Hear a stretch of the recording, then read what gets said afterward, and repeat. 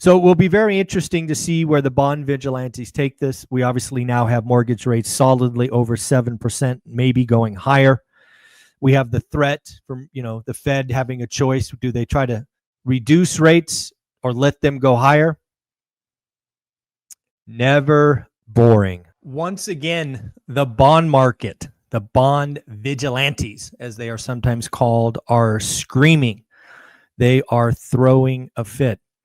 Folks, as Ray Dalio has really indicated the last couple of days, you need to realize as just an American consumer, an American investor, that the bond market, specifically the risk-free rate of return on the 10-year note, is what all risk assets are priced in. And what we have seen, if you've been paying attention over the last, let's call it 4 weeks, is the bond market or the bond vigilantes have been very boisterous. What do I mean by that? Well, if you go back in time, just about 4 weeks ago, the first time the bond market really showed its displeasure was with the rollout of the tariffs on Liberation Day. Again, the administration was going in one direction. The bond market didn't like it. The bond market took rates higher, and it forced President Trump, Scott Bessent, and others to change path and to issue the 90-day pause. The bond vigilantes did that. Number two, the next time the bond vigilantes got in front of something was China. They didn't like what was going on with China, and they again took rates higher, forcing President Trump to create a 90-day pause. Now we have another one, and this one's going to be a problem. President Trump, the administration, is pushing through this big, beautiful bill that by all accounts will be adding $5 to $7 trillion to our deficit. Certainly not what was advertised as deficit reduction and all of that. And the bond market is having enough. There was a horrible 20-year auction yesterday, which took the 20-year note over 5%. The 30-year note is approaching an 18-year high. Think about that. The 30-year note is approaching an 18-year high. And this is not good. Ray Dalio put out a post or a video. I don't know. I saw it this morning. It may have come out yesterday. Basically painting a picture. And that picture is rather ugly. Basically, what is going on right now is the bond market doesn't like this Trump tax proposal or big, beautiful bill or whatever we're calling it these days, because we have no deficit. There's no deficit reduction, right? So what the bond market, the bond vigilantes are doing are basically forcing rate hires. And where this gets ugly is you're going to approach a point in time in the economy where rates are going up and the Fed is going to have a choice. The Fed can either let rates go higher, which destroys the economy, housing, autos, small business, private equity, right? It just destroys the economy. Recession guaranteed. Or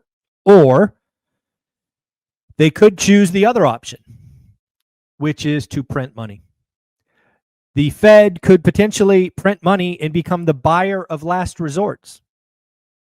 They could become, once again, the largest buyer of treasuries.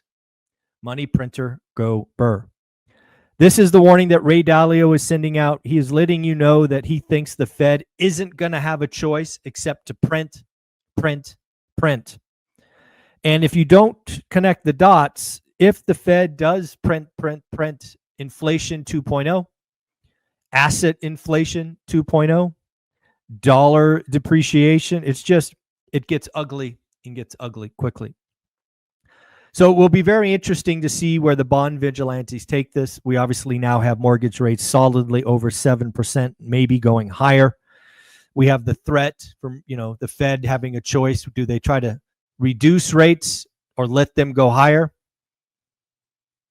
Never boring. That is for sure. So again, it should be very interesting. I just saw a post from U.S. House Speaker saying the tax bill is supposed to be done and voted on by July 4th. So again, right around the corner. Lots of things to talk about here.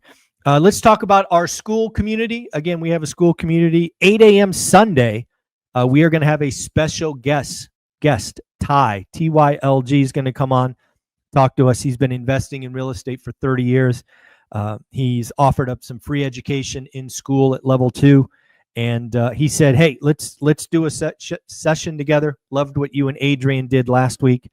So again, he will be there inside school on Sunday, 8 a.m. So I have to post that link, but it will be there soon. Bitcoin, I don't know if you're tracking Bitcoin, but I think it hit 111,000. That is an all-time high. I believe Bitcoin is running because they see the potential of the Fed printing. If the Fed prints, decides to go money printer, go burr, scarce assets like Bitcoin will scream higher. And it'll be interesting to see where this goes. Don't know if you saw this, but the Senate in a surprise vote passed unanimously. That's pretty cool. We actually had some bipartisanship. The Senate passed unanimously No Tax on Tips Act. It was estimated that if this goes into force, it will impact about 4 million workers is the estimate. Now, there are some income thresholds and some other stuff. Obviously, it's only passed, I think it was the Senate, so it has to go to the House and then the president. But it was interesting for me to see bipartisanship get something done. That's pretty rare today. So no tax on tips passed the House, apparently. Or, yeah, passed the Senate. Sorry, Senate. We did get some earnings yesterday. Zoom, the Zoom video beat top line, bottom line. Snowflake beat top line, bottom line. They raised guidance. I do have a question about Target. Obviously, Target missed pretty bad. Sometimes when companies miss, it's because of execution. Sometimes they miss because their consumers are strained, right? Demand destruction. So I'm curious what your thoughts are. Did Target just execute poorly?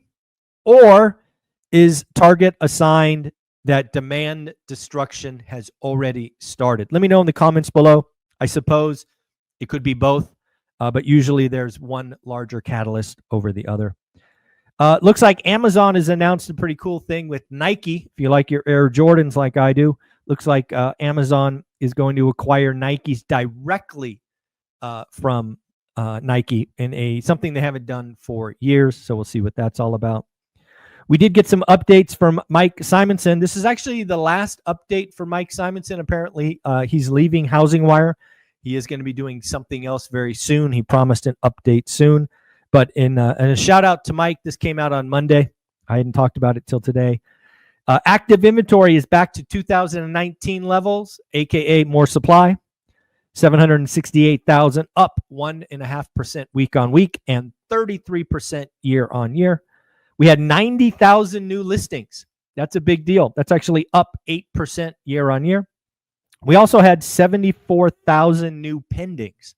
That too is up 8.3% year on year. As for prices, flat year on year. Prices average 400K. So we'll see where it comes out in the wash because those obviously are pendings. Some good news from David Sachs, apparently in the administration, the Genius Act. The Genius Act is some legislation around stable coins. The reason I'm talking about that act today is it might be the answer, right? Earlier, we talked about the potential for demand to be falling in the treasury market, right? AKA the Bond Vigilantes. Well, I don't know if you guys know this, but a lot of stable coins, they buy the U.S. treasuries. So again, according to David Sachs, stablecoin legislations could unlock trillions, that's with a T, folks, trillions in demand for U.S. treasuries. Just in time as rates jump. Think about this, right? As we open the show, we've talked about the poor auction of the 20-year. We've talked about the 30-year at an 18 or near an 18-year high. What if the Fed is not the last buyer of last resort or buyer of last resort. Instead, what if we unlock stable coins to simply start buying treasuries? Maybe make treasuries the default asset for stable coins, something like that. Again, this might just be, I don't know if the timing is lucky or perfect or whatever, but just in time for falling demand, we may have unlocked an answer by having stable coins buy treasuries. Interesting, at least, to think about. Lastly, we'll go through some just raw material here. We got weekly claims. So it is Thursday. That came in at 227. Again, not concerning. It was 229 last week. It is concerning to look at continuing claims. Continuing claims came in high at 1.9 million, is expected to be 1.88.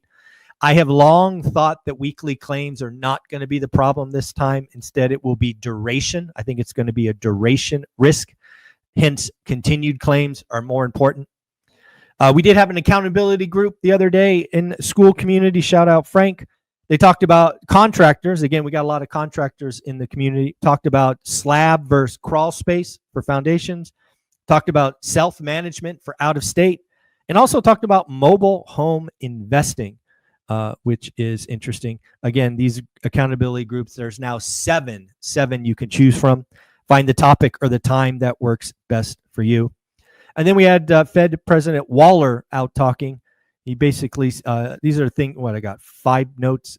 If the economy gets back in good path, it could reinvigorate demand for U.S. assets. Again, folks, I think we are in a sell the U.S. market. Now, again, it's not sell entirely. It's reallocate. We are reallocating out of U.S. assets at some level to other places. Next, everyone expected more fiscal restraint in the tax bill. I think this is a shout out to the Bond Vigilantes taking over and saying this tax bill sucks. Next, I believe tariffs are a one-time impact. This is really definitions, right? When we think about inflation, inflation is about a series of rising prices. And what Waller is saying here is tariffs will be a one-step function, hence not inflationary. It's just gobbledygook definition stuff. It is going to raise prices. It's going to be a problem. I actually think it will lead to more demand destruction, but we will see very shortly. Firms are pausing, but not canceling plans/projects, which I thought was interesting. Let me just tell you, it really quickly can go from pause to canceled, as it could go from pause to restart. That is fair. And then finally, if tariffs settle down, we could cut later this year. Again, I think the Fed is being remarkably clear that June and July will be no cuts. But again, they are talking now October, November, December, somewhere in that period. Folks, at the end of the day, I hope you enjoy these daily financial news. I do want to give a shout out to Steadily, the sponsor of the daily financial news. You can see a link in the description. They are landlord insurance. If you are a landlord, it's always great to get a comparison quote. If you are new to this game and don't have rentals, I suggest going there and putting in the address you're looking at, just so you know what insurance might cost. Folks, check them out. I appreciate their support. Thank you. Take care. Talk on Sunday morning. We'll talk again Sunday morning. Bye.